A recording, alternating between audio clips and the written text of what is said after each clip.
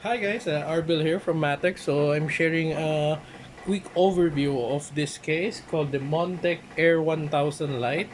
So this is a mid-tower ATX case supporting 3 fan configuration on the front, 2 on the top, 1 at the back. So from the register support, it seems that it will be supporting 240 on the top or two 140 fans also. On the front, it seems that it will support up to a 360 radiator, and as you can see, the front is completely removable. So here's what it looks like when the front is removed. Also, the filters are magnetic. As you can see here, it allows for more intake. If you remove the mesh front, it will allow to see you this filter that you can see here. So a special feature or gimmick of this case, as you can see, you just need to click on here and it allows you to pull the intake filter. And yeah, so there's 2 ways at this. This can also prevent airflow depending on the fans that you have. So from the design of the fan, it looks like this is just decent subpar fan. So it's best to either use them as exhaust and replace them with something better. For example, the Arctic P12s, they will be able to intake more air better than the default fans that here. As I reported, it's only a small bit of pressure. So in order to slot this in, you just need to pull it on the top, slide it down, then press. It's like one of those 80s tapes that you need just to press. Alright, so on the back here, ooh, ASMR. So it's open here, tight. So we may have to open it with a screw. So this will be it of warning. It might be tight as this is new. We just open it. Yeah, very tight. Okay. Looks like one of our resident tech dogs are also here. Aside from Solen. Okay. Mocha, say hi on the camera. Mocha! Hello. Doot doot. Doot doot. Alright. So as you can see in the back, decent amount of space, decent amount of gap. Let me measure how much the gap is. For cable management, it's about, okay, be careful. It's about 2 centimeters. Yeah, 2 centimeters of gap. That's decent amount of space. Decent amount of space for your cable management needs, and it comes with rubber grommets. Although this is a cheap case, this is nice to have for that price point. So right now in the Philippines, it's only available for around 2,700 pesos on store. So you might get various prices in online stores or other stores, but we got this for around 2,700. As you can see, there's velcro ties for your cable management, but the thing is there's not much around mounting points. So in terms of mounting points, you may have to create your own mounting point with those sticky cable clamps for cable management. And also it comes with a drive caddy. It looks like one drive caddy only. It can support a hard drive on top, but you have to screw it manually, and looks like the screws come in this neat little box. So open it. So yeah, most of the screws, accessories, case speaker. This is hard to find on cases nowadays, so this is a neat feature that allows you to hear the BIOS PO post test sound. So yeah, this is still a neat feature to be found on cheap cases, so that's nice to have, especially when you're troubleshooting.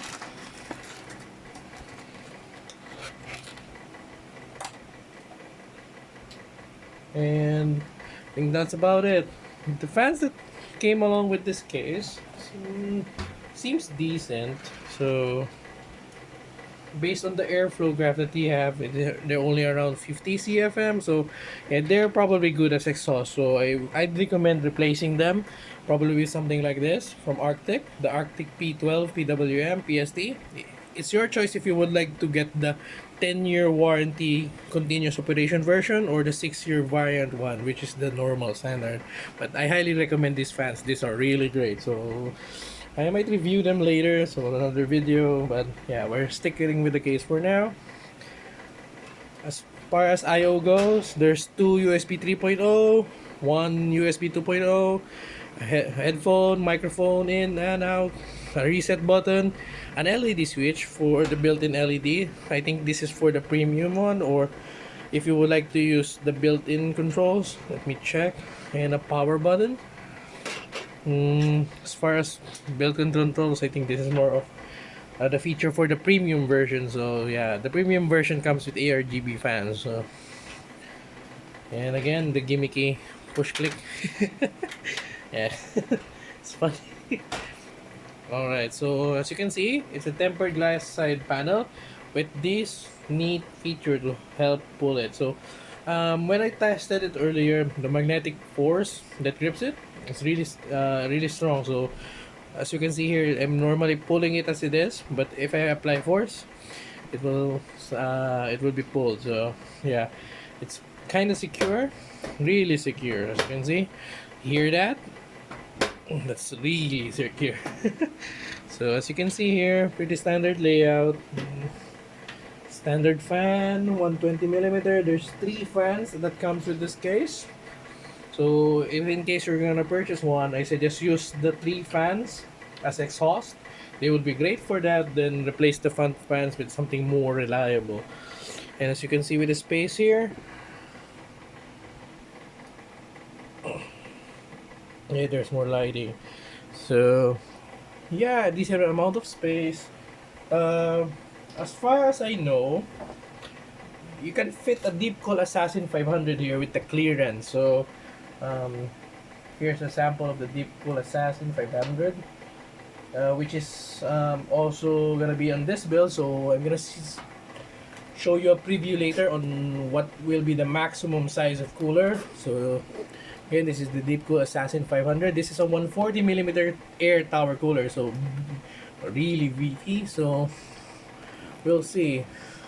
And the height of this cooler is around 142, 104 by 164. So yeah, this will be around the edge of the gap. I think this is just a 1mm gap between the tempered glass and the motherboard. So yeah, I think removing this plastic film will help clear that gap. So yeah, it's rated to fit an AS500 plus, so I'll show you that later once I finish the build. So right now, this is just a complete preview of the case. Decent. There's a help support for the lock on the PCI slots, and that's about it. It's a decent mid-tower case. For thermals, I'll show it a little later. And yeah, we'll probably check out the full build later. So right now, that's all for now. So we're gonna skip for the full build. Just wait a moment. All right.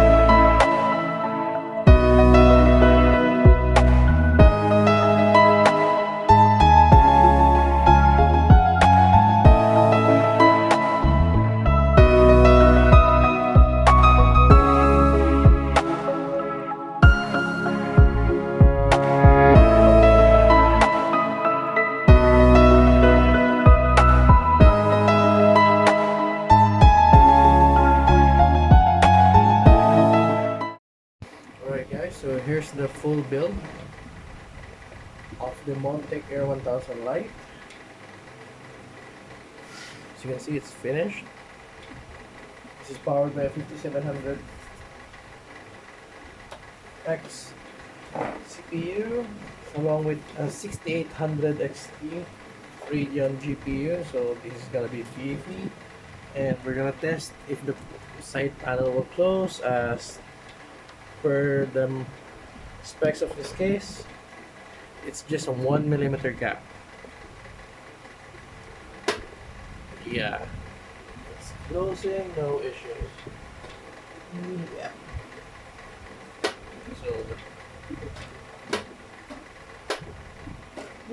So we're good. It's able to close. So coolers as high as the Deepcool AS500 should fit in this case. So that's just a reference for you. And again, it won't hit the glass. Alright, so here's the complete build.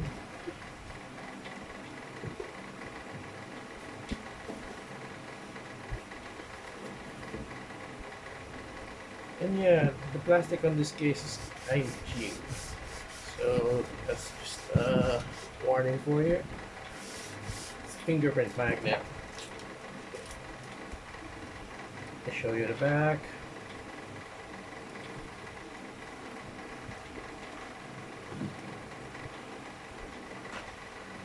So as far as cable management goes, it was very easy to manage.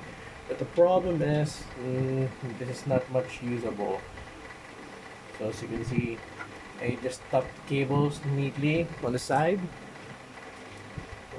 It's much more cleaner that way. Less, you can make use of the extra length of the USB 3.0, the audio header and the USB header. This case has very good length on those headers, so you can easily utilize them on an ATX board. Currently this is an M-ATX board because of the budget constraint. And yeah, so as you can see, cable managed properly by Montech. So it's the Montech seal of approval. So yeah, so one touch going. So yeah, this is a great case to build in. I'll give you that.